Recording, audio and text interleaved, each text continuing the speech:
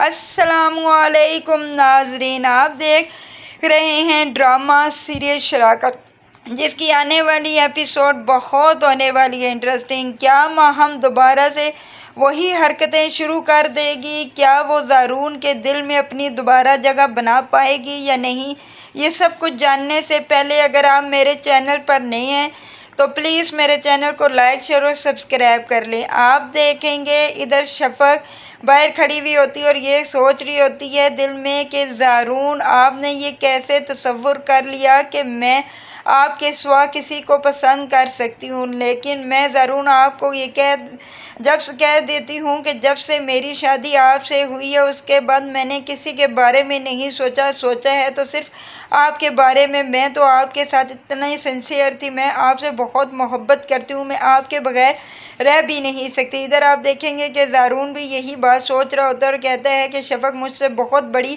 غلطی ہو گئی ہے کیونکہ میں نے تم پر اعتبار نہیں کیا اور تمہیں غلط کہہ کے اپنے گھر سے نکال دیا، کیونکہ زارون کو اس کی ماں نے یہی سمجھایا ہوتا ہے کہ تمہاری ایک چھوٹی سی غلط فہمی کی وجہ سے آج میری بیٹی اتنے سروائیو کر رہی ہے، وہ اپنے گھر سے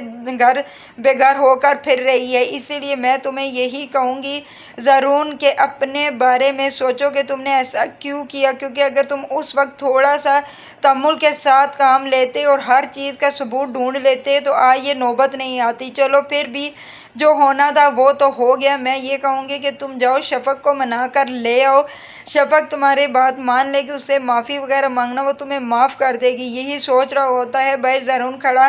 کہ میں کس طریقے سے جاؤں اور شفق سے معافی مانگوں، کیا شفق مجھے معاف کر پائے گی یا نہیں؟ لیکن وہ پھر بھی ہمت کر کے چلا جاتا ہے شفق کے گھر اور شفق کو کہتا ہے کہ شفق، مجھے تم معاف کر دو، میں تم سے معافی مانگتا ہوں کہ میں نے تم پر بہت سارے الزامات لگائے جو بے بنیاد تھے۔ اس پر شفق کہتی ہے کہ اس وقت کہاں تھے جب میں آپ کو کہتی تھی کہ میں ایسی نہیں ہوں، لیکن آپ نے میری ایک بات بھی نہیں مانی۔ اس پر زارون کہتا ہے کہ اچھا چھوڑو پچھلی باتیں، میں اس لیے تمہیں منانے آیا ہوں، گھر چلو، وہ گھر تمہارا ہے اور میرے بچوں کا ہے، میں تمہارے اور اپنے بچوں کے بغیر نہیں رہ سکتا۔ پہلے تو شفق نہیں مانتی لیکن پھر وہ کہتی ہے کہ ٹھیک ہے، میں آپ کے ساتھ گھر چلوں گی۔ ادھر آپ دیکھیں گے کہ جب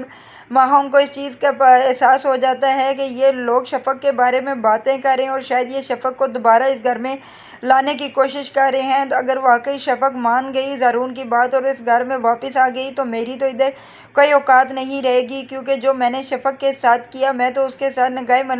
نظریں ملانے کے قابل بھی نہیں ہوں۔ اس لیے مجھے کچھ ایسا سوچنا ہوگا کہ دوبارہ شفق اس گھر میں ہی نہ آئے اور میں نہ ہی زارون کو اس کے پاس بھیجوں۔ لیکن وہ کہتی ہے کہ میں ایسا کیا کروں، پہلے بھی میں نے بہت کچھ کر لیا لیکن میں ہر بار ہار جاتی ہوں، اس بار میں نہیں ہاروں گی، میں شفق تمہیں کبھی بھی اپنے گھر میں واپس نہیں آنے دوں گی۔ لیکن یہ چیزیں سوچ رہی ہوتی ہے تو باہر بیل ہوتی ہے اور